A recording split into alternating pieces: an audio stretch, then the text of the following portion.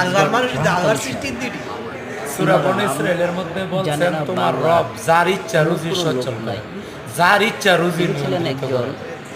রুজির ব্যাপারটা আউলিয়া বা তোমার রব যার ইচ্ছা রুজি সচ্ছল করে, যার ইচ্ছা রুজি নিয়ন্ত্রিত করে।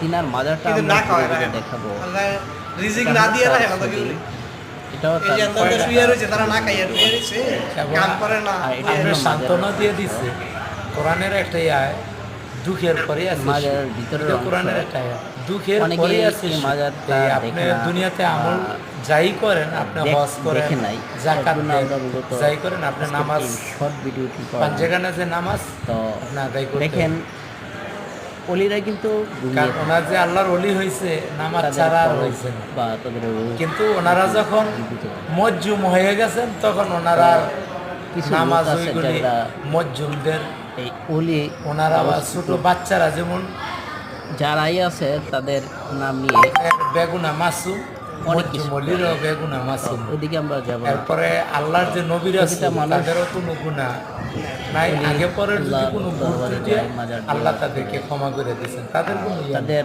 ভুল নেই।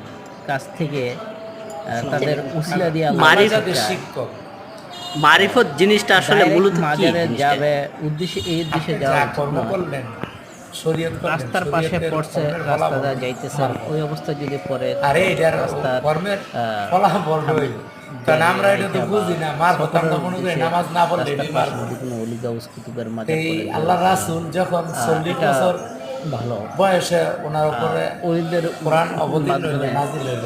উসিলায় এর আল্লাহ আগে তাআলার কি কাছে ক্ষমা প্রার্থনা করা ওনার নিজ থেকে এই অলির কিছু উসিলায় আমল করছেন না, আমাদের ক্ষমা করে দিন। করছেন, কিন্তু ওই আমল নাকি আর আল্লাহ তাআলা ওনাকে ভালো বর্তমানে যুগে উনি ধ্যানমগ্ন থাকতেন, উনি চিন্তা ভাবনা পবিত্র করেছেন, রাখছে তো মাজারটি আগের থেকে উনি ধ্যানমগ্ন আমাদের থাকতেন যে বাংলাদেশের চন্দ্র জন্য সূর্য এইগুলি সবচেয়ে প্রাচীন এবং ইডা বিখ্যাত মাজার। উদয় হইতেছে আবার অস্ত যাইতেছে, সবাই এত বড় এই মাজার আকাশ দেখেছে। এগুলি কি